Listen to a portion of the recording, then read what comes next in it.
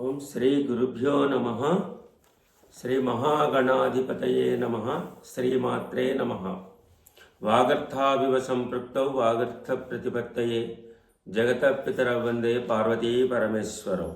శాంతం పద్మాసనస్థ శశిధరమకుటం పంచవక్త్రం త్రినేత్రం శూలం వజ్రం చ ఖడ్గం పరిష్మవదయం దక్షభాగే వహంతం నాగం పాశం చ ఘంటాం ప్రళయహుతాహం శాంకుశం వామభాగే నానాలంకారయుక్తం స్ఫటికమణినిభం పార్వతీశం నమామి.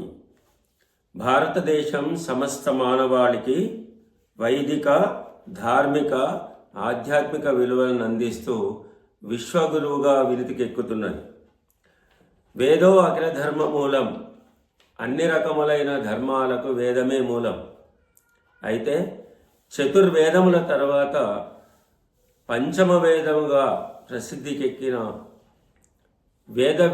వేదవ్యాసుడు రచించిన శ్రీమద్ భారతంలోని 17వ అధ్యాయంలో శివసహస్రనామ విశిష్టత ఉల్లేఖించబడింది. ఈ శివనామాల విశిష్టతను గురించి తెలిపే ప్రయత్నమే ఇప్పుడు చేయబోతున్నాం. జగద్గురువైన శ్రీకృష్ణుని ధర్మరాజు భీష్ముడు శివసహస్రనామ మహిమను వివరించమని అడుగుతారు. ఆ సందర్భంలో శ్రీకృష్ణ పరమాత్మ శివసహస్రనామం చాలా రహస్యమైనదని, చాలా విశిష్టమైనదని, ముందుగా ఈ శివసహస్రనామాలను బ్రహ్మ ఇంద్రునికి, ఇంద్రుడు మృత్యువునకు, మృత్యువు ఏకాదశ రుద్రులకు, ఈ ఏకాదశ రుద్రులు తండ్రి మహర్షికి, తండ్రి శుక్రునికి, శుక్రుడు గౌతమునికి, గౌతమ మహర్షి వైవస్వతునకు, వైవస్వతుడు నారాయణునికి, నారాయణుడు యమునికి, యమునుడు నాచికేతునికి, నాచికేతుడు మార్కండేయ మహర్షికి, మార్కండేయ మహర్షి ఉపమన్యు మహర్షికి, ఉపమన్యుడు నాకు అంటే శ్రీకృష్ణునికి బోధించినాడు. ఇంతటి మహిమాన్వితమైన ఈ శివసహస్రనామాలను గురించి తెలుసుకోవడం మనందరి కర్తవ్యంగా భావిస్తూ నేడు కొన్ని 1-2 శివసహస్రనామాల శివుని యొక్క నామ విశిష్టతల గురించి సంక్షిప్తంగా తెలిపే ప్రయత్నం చేస్తాం. ఈ శివసహస్రనామ మహిమ భక్తి శ్రద్ధలతో పారాయణం చేస్తే ఐశ్వర్యం, ఆయుష్, చివరగా ముక్తి లభిస్తుందని కూడా ఫలశ్రుతిలో ఉన్నది. ధవళ వపుషబంధోర్మండలం సన్నివిష్టం భుజగ వలయహారం భస్మదిగ్ధాంగమీశం మృగయ పశుపాణిం చారు చంద్రార్కమౌళిం హృదయ కమల మధ్య సంతతం చింతయామి అని పరమశివుని ప్రార్థన చేస్తూ ఈ శివనామాలను విశిష్టతను గురించి తెలుసుకునే ప్రయత్నం చేద్దాం. మొదటగా శివ అనే పదానికి వ్యుత్పత్తి అర్థాన్ని మనం చూస్తే శ్యామ్ ఇది పరమానంద రూపత్వాత్ నిరాకారి అని ఉన్నది. అంటే పరమానంద భరితుడై పరమానంద స్వరూపుడైన శాంత స్వభావము కలిగిన నిరాకార పరబ్రహ్మమే శివం. శివం అంటే భద్రం, శివం అంటే క్షేమం, శివం అంటే శ్రేయస్సు ఇత్యాది అనేక అర్థాలు దీంట్లో నిక్షిప్తమై ఉన్నాయి. అయితే శివస్వరూపాన్ని నిరాకార పరబ్రహ్మంగాను సాకారంగాను అర్చించే విధానాలు కూడా ఉన్నాయి. శివుని యొక్క నిరాకార రూపమే లింగం. దుర్జటి కాళాశ్వర శతకం చేస్తూ నిన్నే రూపముగా మదింతు, నిన్నే రూపముగా భజింతు మదిలో నీ రూపు తుది మొదల్నే గాన నీవైనన్ రా రమ్మని అంచు పిలువవు వృధా రంబంబులింకేటికి పాలను ముంచుము నీరముంచు నిన్నే నమ్మినాడంజుమి శ్రీరామార్చిత పాద పద్మయుగళ శ్రీకాళహస్తీశ్వర అంటాడు. అంటే నిన్ను ఏ రూపంలో కొలవాలో నాకు తెలియదు, నీ రూపం ఇది అని నాకు తెలియదు, అయినా ఇది తుది మొదలునేగానను దీన్నే వేదం ఏమని వర్ణించింది? ఆపాతాళన వత్సలాంత భువన బ్రహ్మాండమా విస్ఫురత్ జ్యోతిస్ఫాటిక లింగమౌళి విలసత్ పూర్ణేందు వాంతామృతై అస్తోకప్లుతమేక వీరం వారమనిషం రుద్రానువాకాంజపన్ ధ్యాయే దీప్సిత సిద్ధయే ధ్రువపదం విప్రో విశింసే శివం బ్రహ్మాండ వ్యాప్త దేహా భసిత హిమరుచ భాసమానా భుజంగై కంఠే కాలా కపర్ద కలిత శశికళ చండకోదండ హస్తా త్రిక్షారుద్రాక్షమాల సులలిత విభవ శాంభవామూర్తిభేద రుద్రా శ్రీ రుద్రసూత్ర ప్రకటిత విభవ న ప్రయచ్చంతు సౌఖ్యం శుద్ధ స్ఫటిక శంకాశం శుద్ధ విద్యా ప్రదాయకం శుద్ధం పూర్ణచిదానందం సదాశివమహం భజే అని వేదం వర్ణించింది. దీన్నే ఒక అర్థంగా మనం చెప్పుకోవాలంటే పీఠం యస్య ధరిత్రి జలధర కలశం లింగం ఆకాశమూర్తిం నక్షత్ర పుష్పమాల్యం గ్రహగణ కుసుమం నేత్ర చంద్రార్కవన్యం కుక్షౌతు సప్త సముద్రం భుజగిరి శిఖరం సప్తపాతాడపాదం వేదం వక్త్రం శాస్త్రం షడంగం దశ దిశ వదనం దివ్యలింగం నమామి అని వర్ణించబడింది. అంటే సర్వవ్యాపకమైనటువంటి ఈ లింగం అనే పదానికి సర్వవ్యాపకమైనటువంటి పరమాత్మ తత్వం దీంట్లో చెప్పబడ్డది.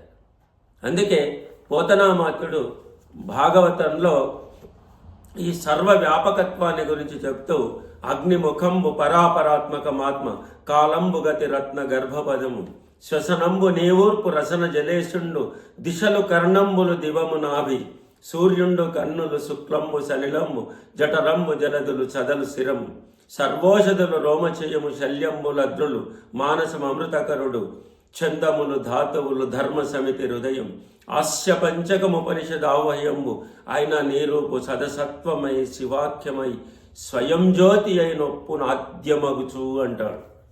అందుకే కలడంబోది కలండు గాలి కలడాకాశంబునన్ కుంభినిన్ కలడగ్నిన్ దిశలన్ పగళ్ల నిశలన్ ఖద్యోత చంద్రాత్మలన్ కలడోంకారమునన్ త్రిమూర్తుల త్రిలింగ వ్యక్తులన్ దంతటన్ కలడీశుండు కలండు తండ్రి వెదుకంగా నేలయ్యాయడన్ అని వర్ణించినాడు.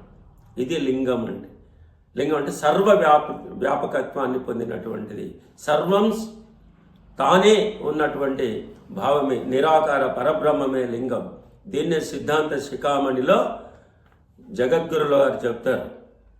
లింగం అంటే లీయతే గమ్యతే ఏతద్ జగచ్చరాచరం పునః పునః సముత్పన్నం తన్లింగం బ్రహ్మశాశ్వతం అన్నారు. అంటే ఈ సకల చరాచర జగత్తు దేని యందు పుట్టి దేని యందు నివసించి తిరిగి దేని యందు లయమవుతున్నాయో అదే లింగం అని చెప్పబడ్డది.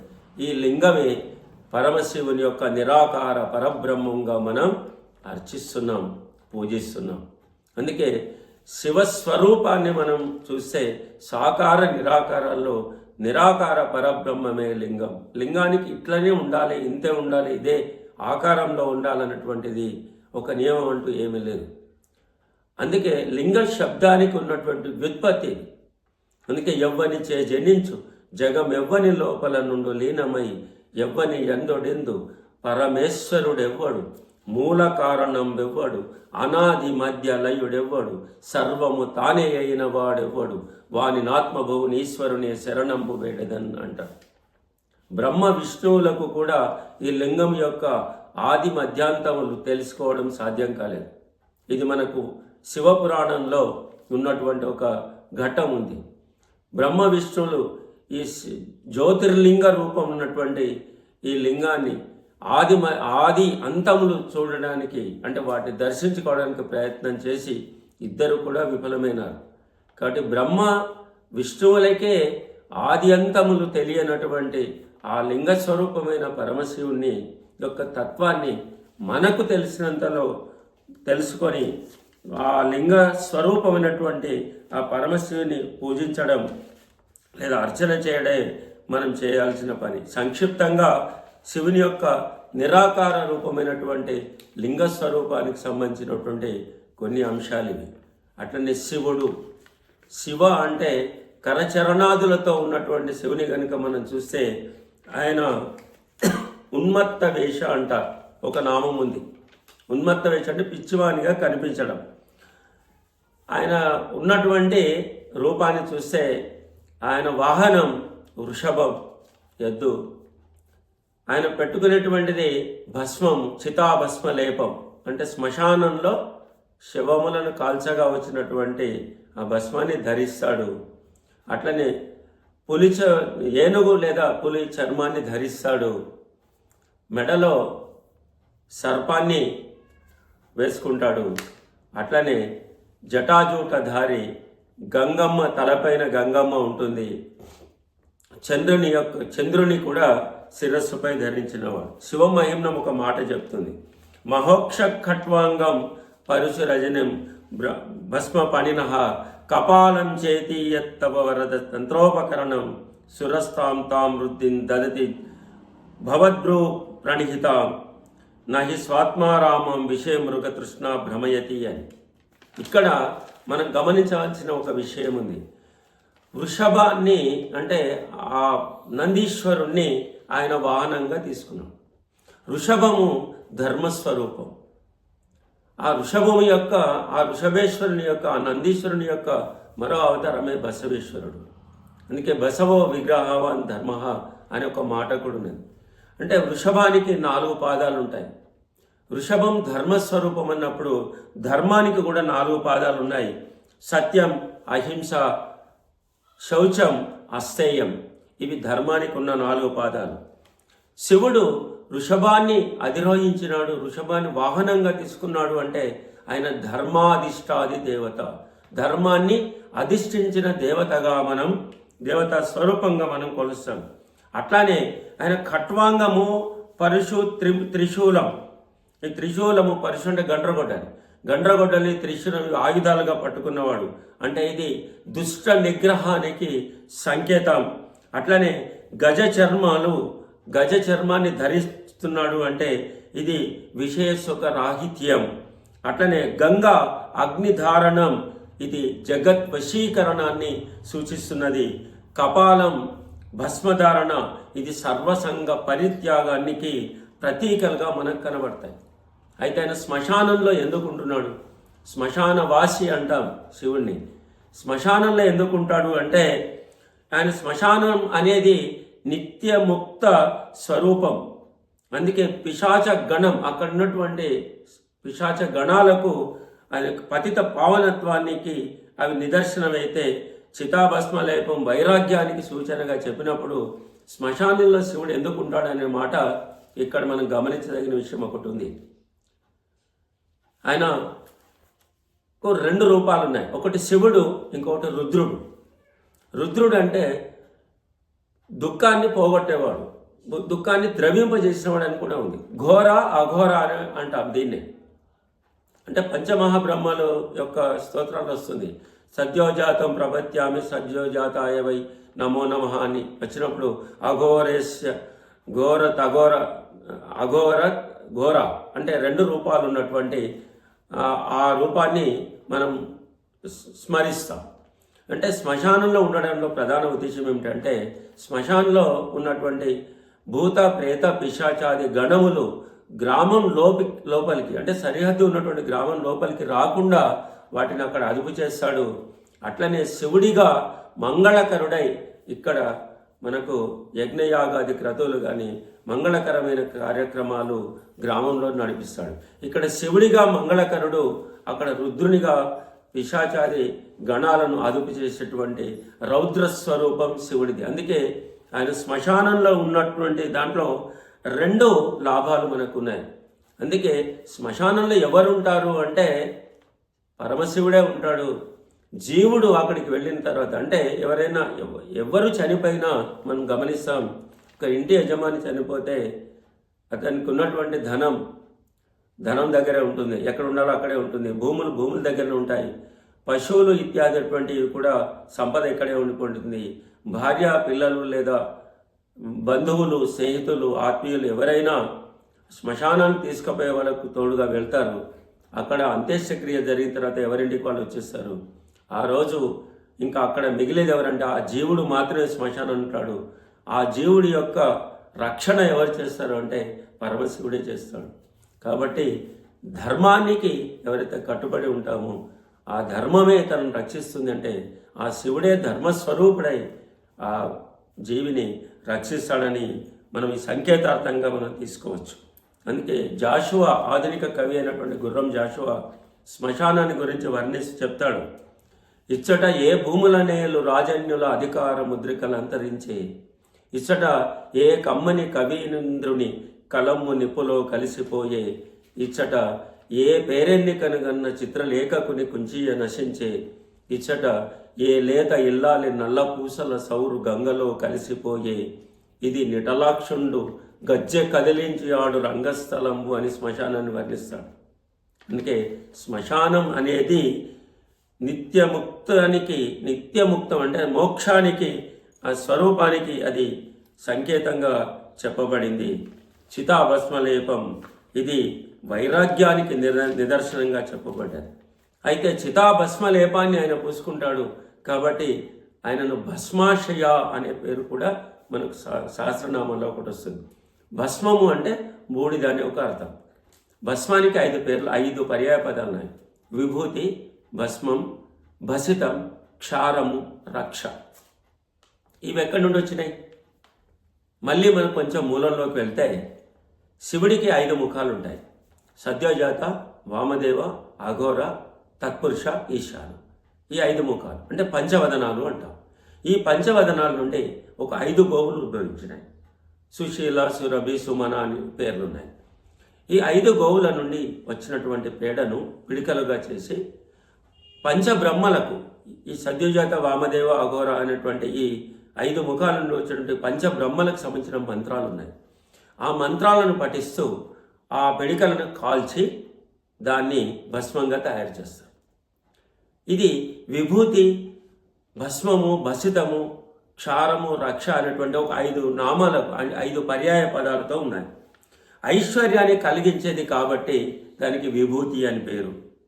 శివుని యొక్క తేజస్సును ప్రకాశింపజేసేది కాబట్టి భసితమని, పాపములను కాల్చివేసేది, పాపములను హరించి వేసేది కాబట్టి అది భస్మమని, ఆపదలను ద్రవింపజేసేది కాబట్టి క్షారము అని, పిశాచాది గణముల నుండి రక్షించేది కాబట్టి దానికి రక్ష అని పేరు. అయితే వీటిని వాడేటువంటి పద్ధతులు కూడా మనకున్నాయి. నిత్య నైమిత్తిక కామ్య ప్రాయశ్చిత్త మోక్ష సంబంధమైన 5 కార్యములలో ఈ 5ంటిని వాడాలని మనకు శాస్త్రాలు చెప్తున్నాయి. దీని వివరణలోకి వెళ్తే మనకు సిద్ధాంత శిఖామణి అని శివయోగ శివాచార్యులు రచించిన సిద్ధాంత శిఖామణి కాశీ జగద్గురుల వారు దాన్ని ప్రపంచవ్యాప్తం చేస్తున్న అన్ని భాషల్లోకి దాదాపుగా అది అనువాదం కూడా అయింది. కాశీ జగద్గురులు డాక్టర్ చంద్రశేఖర శివాచార్య మహాస్వామి వారు ఈ సిద్ధాంత శిఖామణికి భాష్యం రాసి దాన్ని అనేక భాషల్లోకి అనువాదం చేసి దేశ విదేశాల్లో దీన్ని ప్రచారం జరుగుతుంది. ఈ సిద్ధాంత శిఖామణి యందు విభూతి యొక్క తత్వం అంటే విభూతి యొక్క మహిమను గురించి దాంట్లో ఉల్లేఖించబడింది. ఆ గ్రంథంలో మనం వివరంగా దాన్ని ఇంకా మనం చదువుకోవచ్చు.